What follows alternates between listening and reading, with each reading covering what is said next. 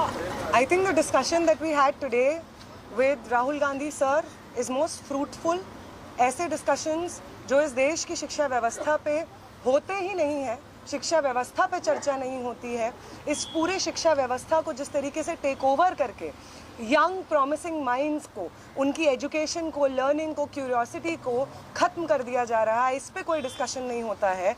And it was a wonderful discussion on that.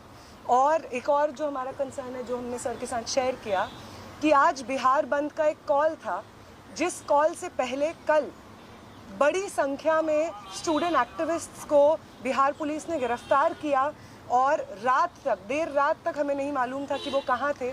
साथी दीपांकर, साथी सबा, साथी संदीप सौरभ, साथी परवेज, साथी दिव्यम, साथी नौशाद, ये तमाम स्टूडेंट्स 40 और स्टूडेंट्स के साथ में बिहार पुलिस ने अपने कस्टडी में लिए हैं. और वो गायब हैं सिर्फ इसलिए क्योंकि वो चाह रहे थे कि बिहार में शिक्षा व्यवस्था का जो हाल है वो दुरुस्त हो, वो बेहतर हो. लेकिन बिहार में भी भाजपा की जो डबल इंजन की सरकार है, उसने वही रवैया अपनाया है जो दिल्ली में हम देखते हैं, बाकी राज्यों में देखते हैं.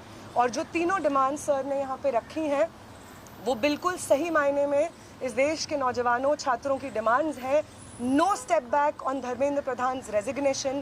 No change in ministry. No bill against paper leak is going to satisfy the demand कि धर्मेंद्र replace the demand कि धर्मेंद्र प्रधान का इस्तीफा होना चाहिए. कोई भी अकाउंटेबिलिटी 20 तारीख की जो हिंसा हुई है उस पे कमिश्नर ऑफ पुलिस को भी, होम मिनिस्टर को भी लेनी होगी. इस पे कोई डिस्कशन, कोई भी ऊपर नीचे हमें एक्सेप्टेबल नहीं है.